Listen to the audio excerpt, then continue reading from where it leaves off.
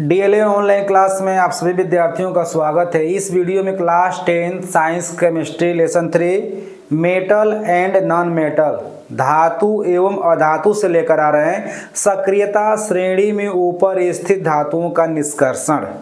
हम लोग यहाँ पर थ्योरी एवं समीकरण के द्वारा स्पष्ट करेंगे कि सक्रियता श्रेणी में जो ऊपर स्थित धातुएं हैं उनका निष्कर्षण हम लोग कैसे करेंगे। इसके लिए कौन सा तरीका हम लोग अपनाएंगे, एग्जाम के लिए बहुत ही मोस्ट तो ध्यान देना है। सक्रियता श्रेणी में कौन कौन ऊपर स्थित धातुएं ध्यान देना है। पोटेशियम, सोडियम एवं मैग्नीशियम या कैल्शियम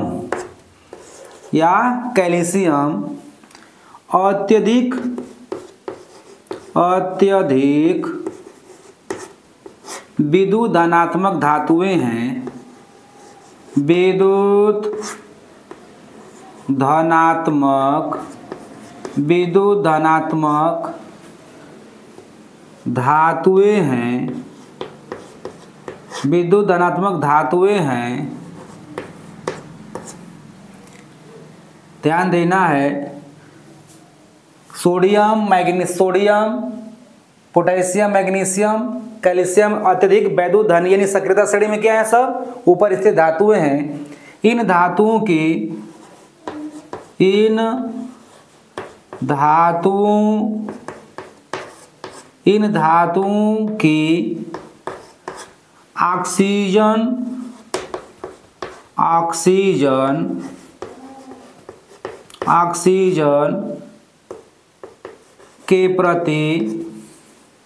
ऑक्सीजन के प्रति बंधुता प्रबल होता है।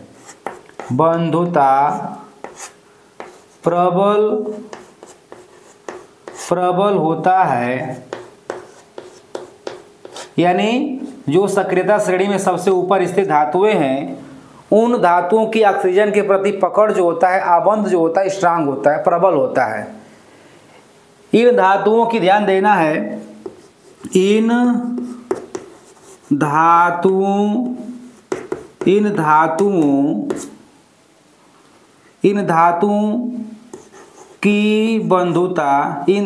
की बंधुता कार्बन की अपेक्षा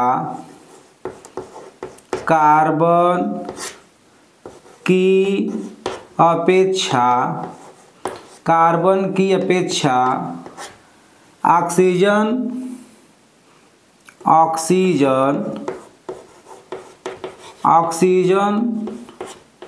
से प्रबल होता है।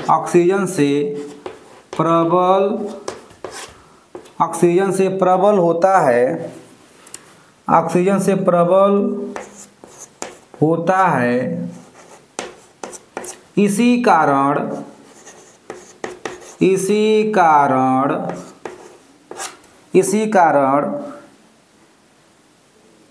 कार्बन के साथ इसीलिए ध्यान देना है। इसीलिए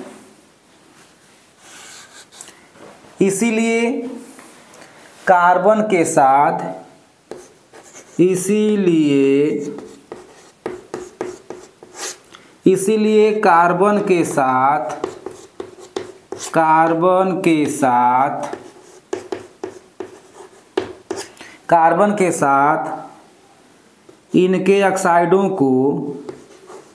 इनके ऑक्साइडों को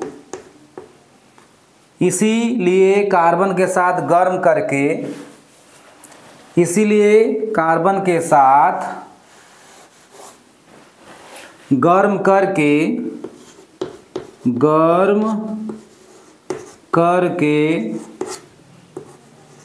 इनके ऑक्साइडों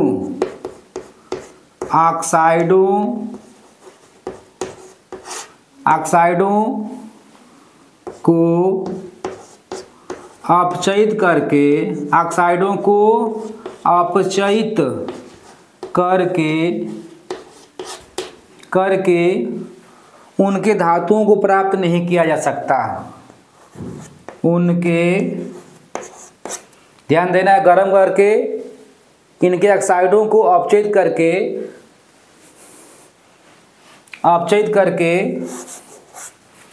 प्राप्त नहीं किया जा सकता। प्राप्त नहीं किया जा सकता, नहीं किया जा सकता। ध्यान देना है, इन धातुओं को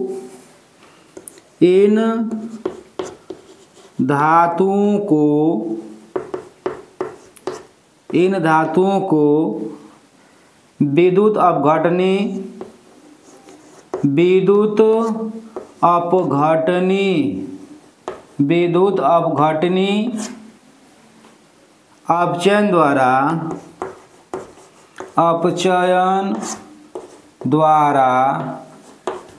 प्राप्त किया जाता है। प्राप्त किया जाता है। तो ध्यान देना है, प्राप्त किया जाता है। थ्योरी बिल्कुल हमें याद रखना है, एग्जाम में इसी तरह से हम लोग को लिखना है ताकि एग्जाम में अच्छा बेस्ट नंबर आए। तो ध्यान देना, एग्जाम्पल लेकर आ रहे हैं। एग्जाम्पल, उदाहरण, ध्यान देना है। यहाँ पर हम लोग उदाहरण में पढ़ेंगे हम लोग सोडियम, मैग्नीशियम एवं कैल्शियम को, ध्यान देना है, सोडियम, मैग्नीशियम एवं कैल्शियम को उनके गलित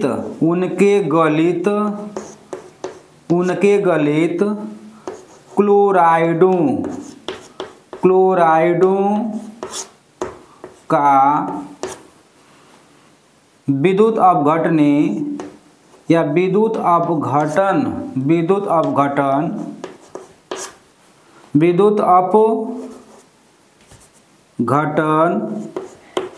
अपघटन, ध्यान देना है, सोडियम, मैग्नीशियम एवं कैल्शियम को उनके गलित क्लोराइडों का विद्युत अपघटन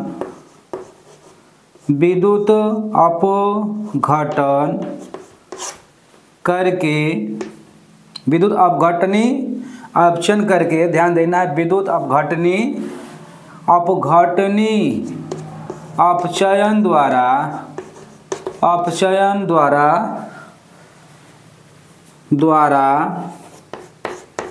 प्राप्त किया जाता है। प्राप्त किया जाता है। तो ध्यान देना, यहाँ पे हम लोग यानी सक्रियता श्रेणी में जो ऊपर स्थित धातुएं हैं उनकी कार्बन की अपेक्षा ऑक्सीजन के प्रति बंधुता जो होता है स्ट्रांग होता है। इसी कारण से उन धातुओं को हम कार्बन के साथ उनके ऑक्साइडों को गर्म करके प्राप्त नहीं कर सकते हैं। उन्हें प्राप्त करने के लिए हम लोग विद्युत अपघटन द्वारा अपचयन करा के, विद्युत अपघटनी अपचयन करा के हम लोग प्राप्त करेंगे। अब यहाँ पर हम लोग लेते हैं, ध्यान देना है, यहाँ पर लेंगे हम लोग नंबर 1 में लेते हैं सोडियम क्लोराइड का अपचयन। सोडियम क्लोराइड का विद्युत अपघटन,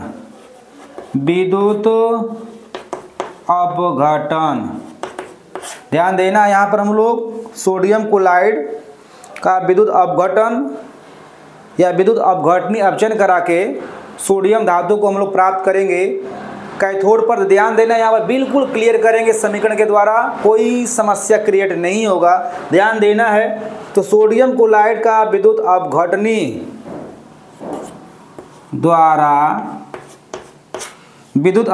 द्वारा अपचयन। तो ध्यान देना है, हम लोग यहाँ पर सोडियम क्लोराइड का विद्युत अपघटन कराएंगे यहाँ पे। तो ध्यान देना है, यहाँ पर सोडियम क्लोराइड जो है Cl, सोडियम क्लोराइड जो है एक्वस रूप में रहेगा, जल में डालेंगे इसको, तो यहाँ पर ध्यान देना है यह टूटेगा किस में, Na प्लस Cl माइनस, यानी ये सोडियम क्लोराइड जो है सोडियम धनायन और क्लोराइड आयन में क्या होगा, आयनित हो जाएगा विद्युत अपघटन के द्वारा। विद्युत अपघटन करेंगे, विद्युत अपघटन, तो ध्यान देना है। तो जब विद्युत अपघटन करेंगे तो एनोड और कैथोड, चूंकि विद्युत अपघटनीय सेल में दो इलेक्ट्रोड होती हैं, दो धातु की प्लेटें होती हैं, एक धातु की प्लेट पर ऑक्सीकरण की घटना घटती है जबकि दूसरे प्लेट पर अपचयन की घटना घटती है। तो यहाँ पर हमको दिखाना है कि जिस धातु को प्राप्त करना है वो धातु प्राप्त होगा, लेकिन यहाँ पर उसका हम लोग विद्युत अपघटनीय अपचयन के द्वारा प्राप्त करेंगे। वो कहाँ पर प्राप्त होगा, कैथोड पर प्राप्त होगा। तो यहाँ पर हम लोग सोडियम क्लोराइड में जब विद्युत धारा प्रवाहित करेंगे तो यह टूट जाएगा सोडियम धनायन और क्लोराइड आयन में। अब कैथोड पर कौन सी घटना घटेगी और एनोड पर कौन सी घटना घटे, आगे जोड़ने जा रहे हैं, समीकरण के द्वारा स्पष्ट करना है। तो ध्यान देना है, हम लोग सोडियम क्लोराइड का विद्युत अपघटन करके निश्चित तौर से हम लोग प्राप्त करेंगे सोडियम धातु को कैथोड के ऊपर, और स्पष्ट करना है, बिल्कुल क्लियर करके हम लोग पढ़ेंगे ताकि एग्जाम में कोई समस्या क्रिएट ना हो। जो भी हम लोग पढ़ें लिख कर पढ़ें ताकि हमारा कलम कहाँ तक जाकर सही जवाब देता है। जब तक हम लोग लिखेंगे नहीं कॉपी पे तब तक पढ़ने के बाद हमारे माइंड में वो विचार ज्ञान बिल्कुल विधिवत स्पष्ट नहीं हो पाता है। तो निश्चित तौर से लिखने से हमारा अभ्यास और थ्योरी जो होता है स्ट्रांग होता है, क्योंकि हम लोग याद करते हैं एग्जाम में उसको लिखने में असफल होते हैं क्योंकि हम लोग थ्योरी भूल जाते हैं। तो ध्यान देना, यहाँ पे हम लोग सोडियम क्लोराइड, ध्यान देना है यहाँ पे sodium chloride NaCl, sodium chloride का हम लोग वैद्युत अपघटन कराएंगे, इलेक्ट्रोलिसिस जिसे हम बोलते हैं वैद्युत अपघटन कराएंगे। तो यह सोडियम क्लोराइड किस में टूटेगा, Na प्लस, जिसे हम बोलते हैं सोडियम धनायन, plus Cl minus chloride ion. अब यहाँ पर ध्यान देना है कैथोड पर क्रिया, कैथोड पर कौन सी घटना घटेगी, ध्यान देना है कैथोड पर क्रिया, ध्यान देना है कैथोड पर क्रिया कौन सा होगा, ध्यान देना है। तो यहाँ पर कैथोड पर इलेक्ट्रॉनों की अधिकता होती है, अतः सोडियम धनायन कहाँ पर जाएगा, कैथोड पर जाएगा और वहाँ पर जाकर इलेक्ट्रॉन ग्रहण करेगा और उदासीन हो जाएगा। तो ध्यान देना है कैथोड पर क्रिया, तो Na प्लस, ध्यान देना है Na प्लस इलेक्ट्रॉन, तो यहाँ पर बन जाएगा सोडियम धातु, Na मेटल प्राप्त हुआ, उदासीन सोडियम प्राप्त होगा जो कैथोड पर जमा हो जाएगा। अब यहाँ पर हमको लिखना है, ध्यान देना है एनोड, कैथोड पर क्रिया, एनोड पर क्रिया, एनोड पर क्रिया, एनोड पर कौन क्रिया होगा, तो Cl माइनस जाएगा क्योंकि एनोड पर जो होता है इलेक्ट्रॉनों की कमी होती है तो वहाँ पर रेडी पड़ जाता है, तो ये जाएगा एनोड पर और होगा क्या, ध्यान देना है Cl माइनस जाएगा और इलेक्ट्रॉन निकालेगा तो यह उदासीन हो जाएगा Cl। तो ध्यान देना है, यहाँ पर हम लोग 2 लेंगे, यहाँ पे तो 2 लगा देंगे तो यहाँ पर 2Na हो जाएगा, यहाँ पर 2Cl माइनस लेंगे तो यहाँ पर Cl2 गैस के रूप में निकलेगा। तो ये घटना कहाँ पर घटेगा, ये घटना जो है एनोड पर घटेगा, यानी कैथोड पर सोडियम धातु प्राप्त होगा और एनोड पर जो है क्लोरीन गैस बनकर निकल जाएगा। तो इस तरह से यहाँ पर हम लोग सोडियम क्लोराइड का वैद्युत अपघटन करके कैथोड पर सोडियम धातु प्राप्त कर लिए। दूसरा एग्जाम्पल लेते हैं, ध्यान देना एग्जाम्पल नंबर 2 में लेते हैं हम लोग मैग्नीशियम क्लोराइड का वैद्युत अपघटन। ध्यान देना है मैग्नीशियम क्लोराइड MgCl2 का विद्युत विद्युत अपघटनी अपचयन, अपचयन ध्यान देना है, अपचयन। तो यहाँ पे इक्वेशन के द्वारा लिखेंगे, ध्यान देना है। यहाँ पर ले रहे हैं समीकरण 2mg, ध्यान देना है MgCl2 विद्युत अपघटन कराएंगे, इलेक्ट्रोलिसिस। तो ध्यान देना है, बनेगा Mg⁴ प्लस 2Cl माइनस, ध्यान देना है। यहाँ पर भी एनोड पर कौन सी घटना घटेगी, एनोड पर क्रिया या कैथोड पर पहले लेते हैं, कैथोड पर क्रिया, कैथोड पर क्रिया, कैथोड पर क्या होगा, ध्यान देना है। कैथोड पर क्रिया Mg2+ कैथोड पर जाएगा और वहाँ से इलेक्ट्रॉन को ग्रहण करेगा 2A, तो यह बन जाएगा Mg मेटल उदासीन, यानी ये कहाँ पर जमा हो जाएगा, कैथोड प्लेट पर, कैथोड धातु की प्लेट पर जमा हो जाएगा मैग्नीशियम धातु, जिसे हम अलग कर लेंगे। अब यहाँ पर लेते हैं एनोड पर क्रिया, एनोड पर क्रिया, एनोड पर क्या होगा, ध्यान देना है।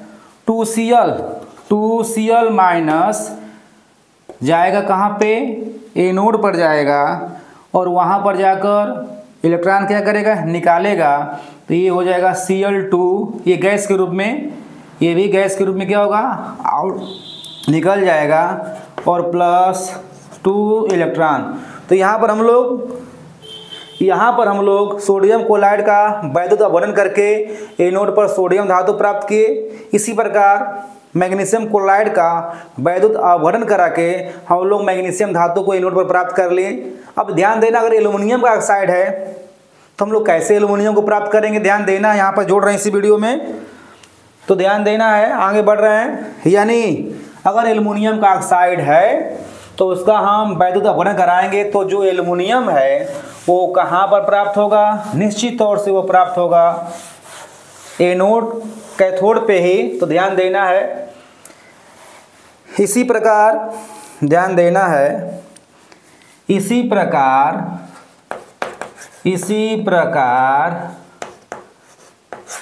एल्युमिनियम ऑक्साइड Al2O3 का विद्युत अपघटनी अपचयन द्वारा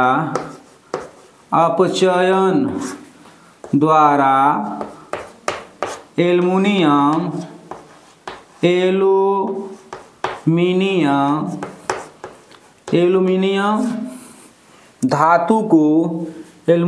धातु को कैथोड पर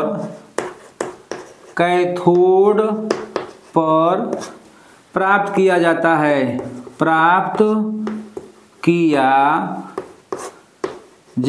है, ध्यान देना है। यहाँ पर हम लोग एल्युमिनियम ऑक्साइड का हम लोग कराएंगे वैद्युत अपघटन, तो ध्यान देना है Al2O3, तो यहाँ पर हम लोग कराएंगे वैद्युत अपघटन, इलेक्ट्रोलिसिस, विद्युत अपघटन। तो यह बनेगा, ध्यान देना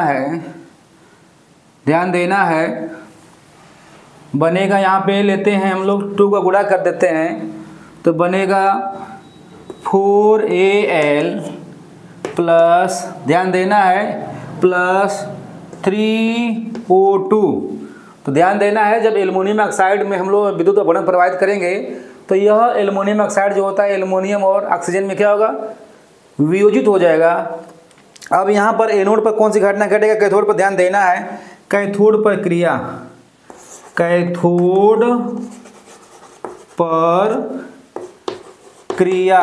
कैथोड पर क्या होगा, ध्यान देना है।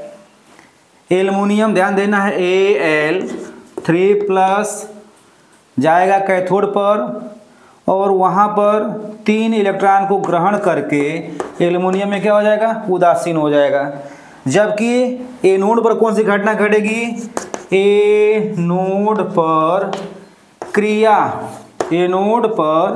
क्रिया क्या होगा, ध्यान देना है 2O पे -2, ध्यान देना है 2O पे -2, यह जाएगा कहाँ पे, एनोड पर जाएगा और वहाँ पर इलेक्ट्रॉन क्या करेगा, ये निकालेगा, तो ये हो जाएगा उदासीन हो जाएगा O2 + 4 इलेक्ट्रॉन। तो ये ध्यान देना है एनोड पर जो होता है ऑप्शन की घटना घटती है, जबकि कैथोड पर जो होता है ऑप्शन की घटना घटती है। यहाँ पर अपचयन हो रहा है और हम लोग अपचयन के द्वारा क्या करते हैं, धातुओं का निष्कर्षण भी करते हैं। तो यहाँ पर अपचयन हो रहा है और यहाँ पर हो रहा है ऑक्सीकरण। तो ध्यान देना है विद्युत अपघटनी सेल में हमेशा एनोड पर जो होता है ऑक्सीकरण की घटना घटती है, जबकि कैथोड पर जो होता है अपचयन की घटना घटती है। निश्चित तौर से हम लोग अगले वीडियो में जो भी समस्या होगा उसको सॉल्व करेंगे और एग्जाम के लिए बेस्ट